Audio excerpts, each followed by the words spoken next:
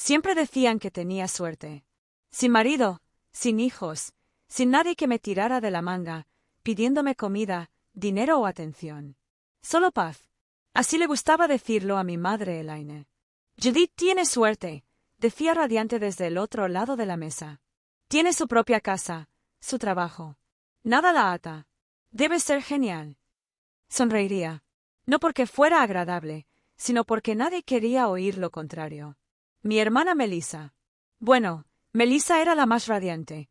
Casada con Todd durante 18 años, 2 hijos, una casa enorme con columnas blancas y paneles solares, y un labrador llamado Sunny. Su refrigerador estaba lleno de proyectos de arte y calendarios de fútbol. El mío no contenía nada más que una postal de Florencia y un cupón vencido para la limpieza de alfombras. En las cenas familiares, Melissa siempre era el centro de atención. Mason marcó un gol. Chloe ganó el concurso de ortografía. Todd fue ascendido. Mamá juntaba las manos y decía, «Estamos muy orgullosos». Papá, Rick, asentía con la boca y gruñía en señal de aprobación. Luego estaba yo. Traje el vino, ayudé a limpiar, pagué el triturador de basura roto la pasada Navidad sin que me lo pidieran. Dijeron gracias, por supuesto, pero siempre con el mismo tono que utilizarías para un vecino servicial, no para una hija. Sé que es con poca antelación, decía mamá. Pero la factura de la luz de este mes, el cheque de jubilación de Rick se retrasó. Solo por esta vez. O bien, Melissa tiene mucho trabajo. Judith, ¿podrías ayudar con las cuotas de Mason para el fútbol? Le encanta este deporte. Y yo siempre decía que sí, tranquilamente, con facilidad. Gané un dinero decente como administrador de atención médica. Vivía solo en un pequeño departamento que había comprado directamente a los 42 años. No gasté mucho, no viajé, no me quejé. En la familia siempre había algo que hacer. Y yo estaba simplemente estable. Tú eres la fuerte, dijo Melissa una vez por teléfono. Siempre has sido tan autosuficiente. Así lo llamaban. Autosuficiente, como si fuera un rasgo de carácter en lugar de una consecuencia. Nunca me preguntaron qué quería. En realidad no. Pero si lo hubieran hecho, les habría dicho que quería ver Florencia. Había soñado con ello desde la universidad. Solo una vez, recorrerlo y ver de cerca la primavera de Baceli. Había ahorrado, había buscado tours, había marcado hoteles como favoritos y cada vez que me acercaba, alguien necesitaba algo. Una muñeca rota, un trabajo perdido, una gotera en el techo. Y me dije que estaba bien. Eran familia. Eso es lo que hacemos. Eso es lo que hago. Pero la verdad era más simple y más cruel. Fue fácil olvidarme. Entonces me acostumbré a ser útil. Florencia había estado sentada silenciosamente en el fondo de mi mente durante años. Todo empezó cuando tenía 19 años, en una asignatura optativa de Historia del Arte con un profesor que hablaba del Renacimiento como si lo hubiera vivido. Desde entonces, me imaginé allí, caminando por Stone Alley con un café en la mano y mirando los frescos más antiguos que el país en el que vivía.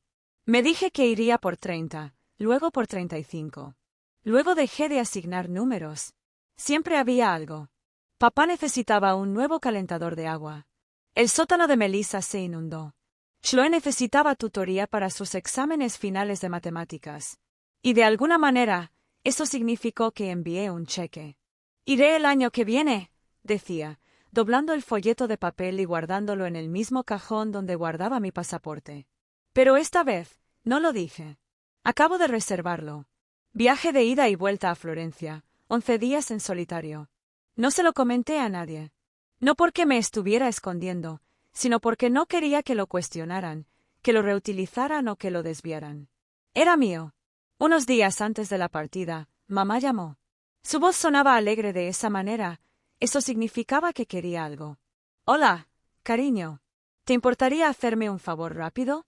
Esperé. Melissa y los niños vuelan el jueves, solo a California. Todd tiene una conferencia. Está agotada, intentando que todos preparen el equipaje. ¿Podrías llevarlos al aeropuerto? Por supuesto que podría. No hice preguntas. Nunca lo hago.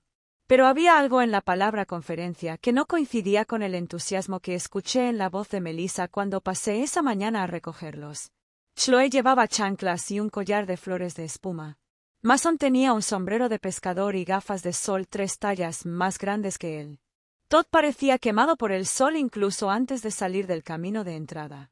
Ayudé a cargar el equipaje floral a juego en el maletero. Una bolsa tenía una etiqueta que decía Maui 2023. Casi pregunté. Casi. Pero en lugar de eso, cerré el baúl. Suavemente, y dijo, listo.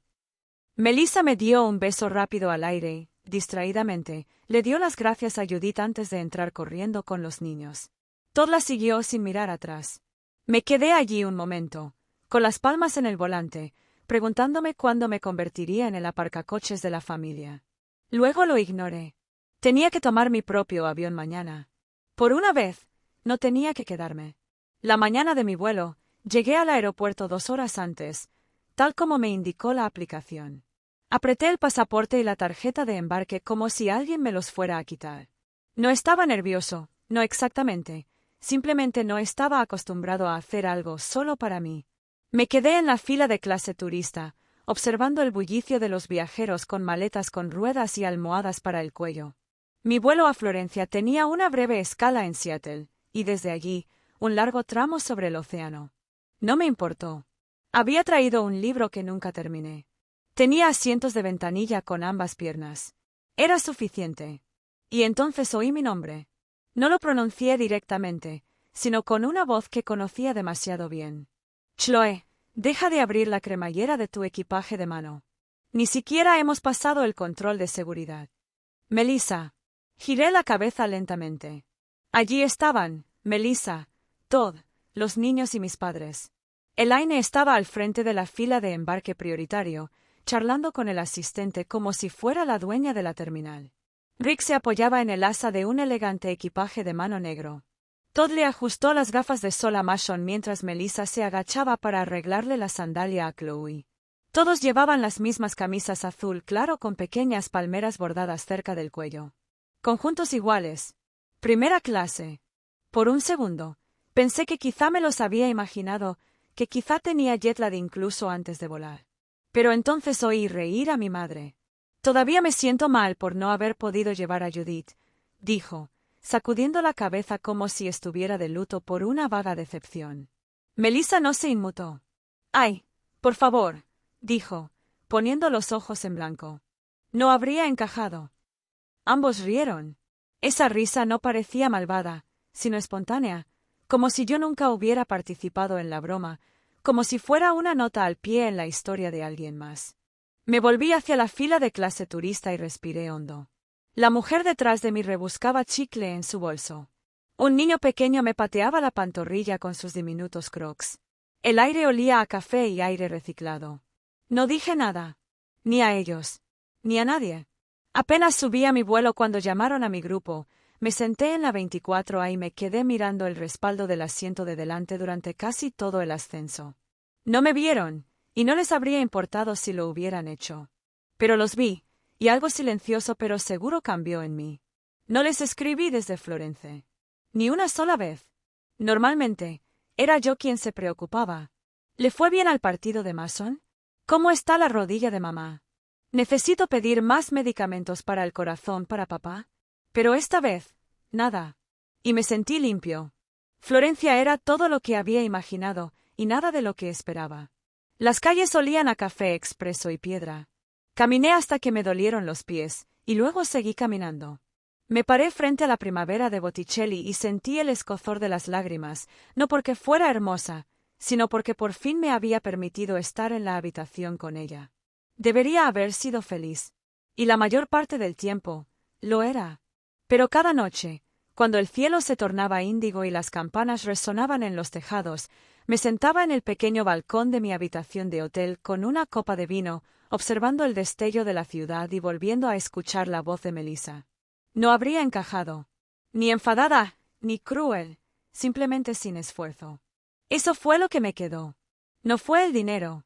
Ni siquiera fue Hawái. Fue el hecho de que mi familia podía reírse de mí, mentirme, dejarme atrás y aún así esperar que apareciera la próxima vez que alguien necesitara algo. Regresé a casa una semana después. 3 horas después de aterrizar, sonó mi teléfono. Era mamá. Hola, cariño, dijo. toda dulce y radiante. ¿Qué tal tu viaje? Estuvo bien, dije rotundamente. Oh, maravilloso. Bueno, escucha. Tu padre y yo nos preguntábamos si podrías ayudarnos un poco este mes. Con la compra, ya sabes cómo están las cosas. Dejé que el silencio se alargara hasta que tarareó. Entonces me reí. No lo planeé. Simplemente salió agudo y hueco. Comestibles, repetí, como los que compras al regresar de primera clase. Silencio, luego una risa nerviosa. Oh, cariño, eso fue diferente. Miles. Melissa encontró una gran oferta. Simplemente no lo hagas, dije. Ella lo intentó de nuevo. Te hubiéramos cogido, sí. Pero podrías haberlo hecho, dije. Simplemente no quisiste. Otra pausa. Entonces no pensamos que te importaría. Eso, más que nada, me dijo todo lo que necesitaba saber. 2 días después, Melissa llamó. Casi no respondí. Pero la curiosidad tiene su encanto, incluso cuando sabes que va a doler. ¿Qué quieres, Melissa? Dije, en lugar de saludar. Oh, ¿así que ahora eres demasiado bueno para responderle a tu propia familia? Su voz era cortante y defensiva. Sonreí sin querer. La primera clase debió haberte malcriado mucho. Dios mío, Judith, ¿de verdad te enojas por eso? Madura. Estoy creciendo, dije. Por eso ya no te cuido más. Hizo una pausa. Solo el tiempo suficiente para cambiar de tema. Vamos. ¿Sabes lo difícil que es para nosotros? No tienes hijos. No tienes gastos importantes. Para ti es diferente. Claro, dije. Y aún así, pagué las cuotas de fútbol de Mason el mes pasado. Bueno, sí, porque siempre lo haces, dijo, como si eso lo zanjara. Ya no. Otra pausa, luego la risa, desdeñosa y cruel. ¿Hablas en serio? Dijo. Guau. ¿De verdad vas a dejar que mamá y papá pasen apuros porque te sientes excluido? Pequeño egoísta. Colgué. Por primera vez en mi vida, no me quedé en la línea para escuchar cómo florecía la culpa. No tardó mucho en llegar la siguiente ola, mensajes de voz y mensajes de texto. Uno de mamá, Judith. No sé qué te pasa, pero esto no está bien. Somos familia. Uno de papá. Sé razonable. Melissa y los niños necesitan tu ayuda. Lo sabes. Uno de Melissa. Guau. ¿De verdad te crees mejor que nosotros ahora? No respondí ninguna de ellas. En cambio, preparé café y me senté en el sofá en bata, envuelta en un silencio que no conocía desde hacía años. Un silencio sin necesidad, sin crisis, sin ser convocada. Pero al mediodía, el tono cambió, de la culpa al pánico. Un mensaje de voz de mamá, sin aliento. Luego un texto. Judith, por favor. Tenemos un problema. Puse los ojos en blanco. Otro problema. Otro incendio que se esperaba que apagara. Entonces, se trata de la casa. Eso me hizo reflexionar. A una parte estúpida de mí todavía le importaba. Todavía respondía a la palabra hogar como si significara algo. Entonces llamé. ¿Y ahora qué? Pregunté. Su voz vaciló. Tu padre y yo no queríamos preocuparte, pero la situación ha estado complicada. Estamos atrasados con la hipoteca. ¿Y me lo cuentas ahora? No queríamos molestarte, dijo rápidamente. Pero ahora necesitamos tu ayuda solo por este mes para mantenernos a flote, hasta que todo se tranquilice. Me recliné en mi silla. Es curioso, dije, que pudieras permitirte billetes de primera clase pero no la hipoteca. Ella suspiró.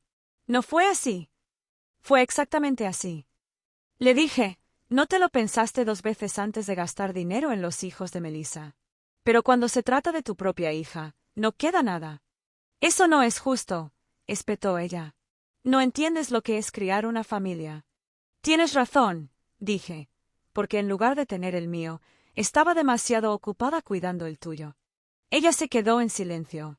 Luego, más suave, Judith, te necesitamos. Y esa era la verdad, no porque me quisieran, no porque me extrañaran, sino porque sin mí todo estaba empezando a desmoronarse. Lo sé, dije, pero tendrás que resolverlo sin mí. Y esta vez, no me sentí culpable en absoluto. Los días que siguieron fueron inquietantemente tranquilos. Sin mensajes de texto, sin llamadas, sin emergencias repentinas que solo yo podía solucionar. Era el tipo de silencio por el que la gente paga en los spas. Lo tenía gratis y no lo iba a devolver. Bien, haz lo que quieras, pero no vuelvas arrastrándote cuando te des cuenta del error que cometiste. Sonreí. No te preocupes. No lo haré. Ella cerró la puerta de golpe. Pasó una semana. Luego 2. Fue entonces cuando Denise, una amiga en común, me envió un mensaje. Oye, Judith. Sé que no debería involucrarme, pero deberías ver esto. Fue una captura de pantalla de un chat grupal en el que Melissa estaba con sus amigos.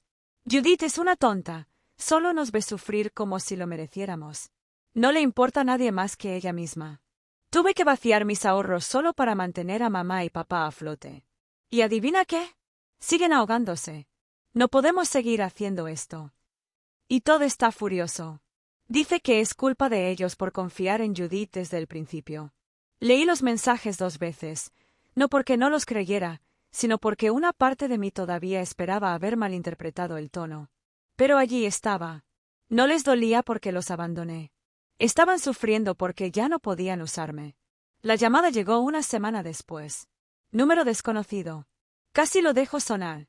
Pero algo dentro de mí, no era exactamente esperanza, sino solo hábito, me decía que respondiera. Judith, la voz de mi padre. No lo había escuchado en más de un mes. ¿Qué quieres? Pregunté. Él suspiró. Necesitamos hablar. De verdad que no. Ya basta, dijo, adoptando ese tono que usaba cuando tenía 12 años y estaba castigado. Has dejado claro tu punto, pero esto se está volviendo ridículo. Me apoyé en el mostrador de la cocina. ¿Ridículo? Todo esto, dejar a todos sin compañía por unas vacaciones estúpidas. Ahí estaba. Incluso después de todo, eso era lo que él creía que se trataba.